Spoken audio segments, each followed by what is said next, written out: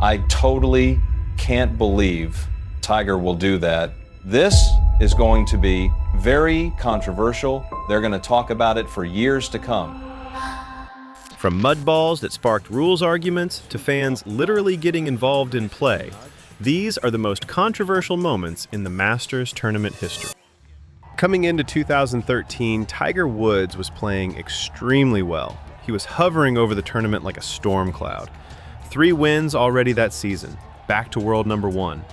Everything about his game screamed, this might be another Masters year. Then Augusta's 15th hole said, relax. Tiger hits an absolute dart. It's perfect. It's tracking. Oh no, it clips the flagstick.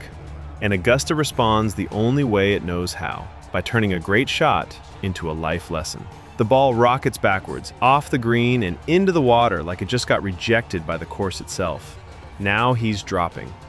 Routine, except not really. Tiger drops the ball a couple yards behind his original spot. Just enough to get a slightly better number on the next shot. Smart. Calculated. Also, not quite within the rule he was using. Officials review it before he signs his card and clear him. End of story. Except Tiger goes on TV afterward and casually says, yeah, I moved it back on purpose. And just like that, Augusta turns into a courtroom. Officials reopen the case. Penalty, 2 strokes. Debate, absolute madness. Because normally, signing an incorrect scorecard equals disqualification. Half the world said he should have been sent home. The other half said Augusta had already ruled, so you can't change it like that. And somehow, 2 yards of grass became the most controversial patch of land in golf history. Before Tiger, there was Arnold Palmer, and a golf ball that basically needed legal representation. Final round, hole 12, tension everywhere.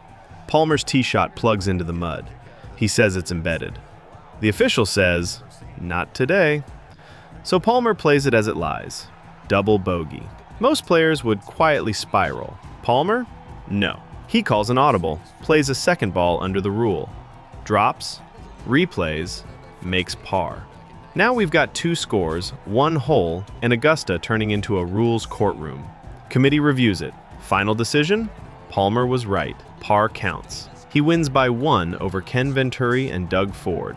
Venturi wasn't happy. Palmer stood firm. Augusta got its first real taste of, this might get messy. 1961 said, let's double it. Gary Player ends up with not 1, but 2, wait, what just happened? Moments. On the greens, Player's ball may have moved. No replay, no angles, just opinions. Some said yes, officials said no. No penalty, Player continues. Debate begins, and apparently never ends. Now the 17th. Player is battling Arnold Palmer. He hits his shot, and then a spectator bats the ball back into play. Yes, a fan. Actual human interference mid-Masters. The fan later claimed it was self-defense, which sounds less like a rule and more like a courtroom defense strategy. Officials allow it, play continues, Player birdies, wins by 1. And Augusta quietly confirms that back then, crowd control was more of a suggestion.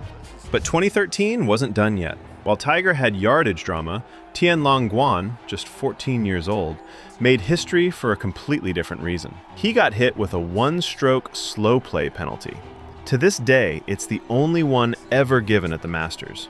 Not a warning, not a gentle nudge, a full penalty. Debate immediately followed.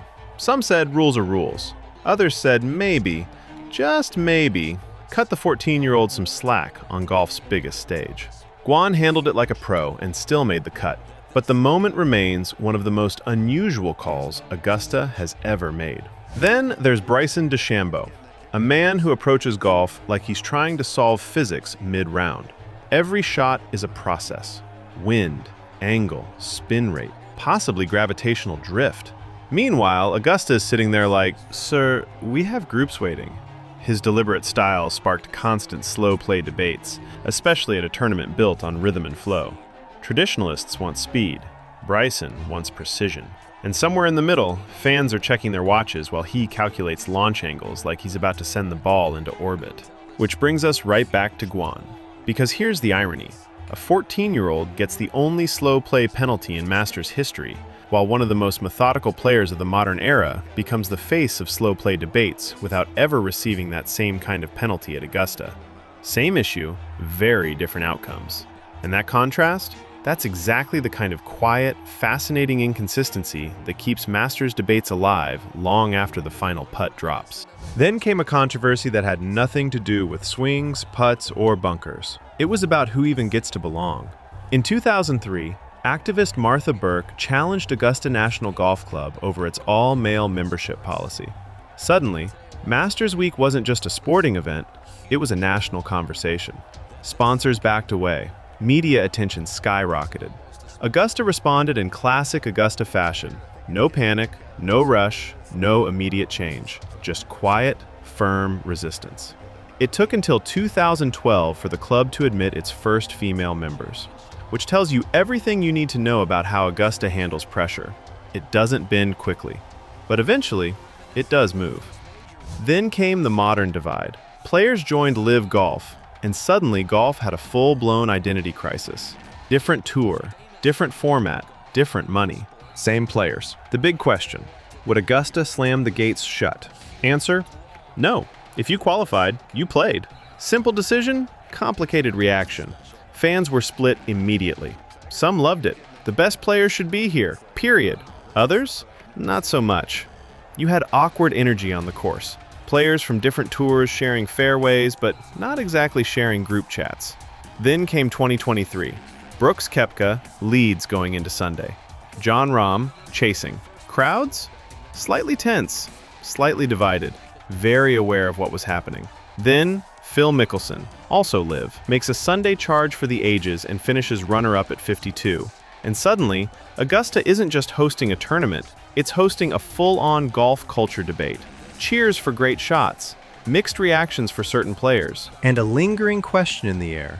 Is this still one unified game, or something else entirely? Because at Augusta, controversy doesn't interrupt the story, it becomes the story.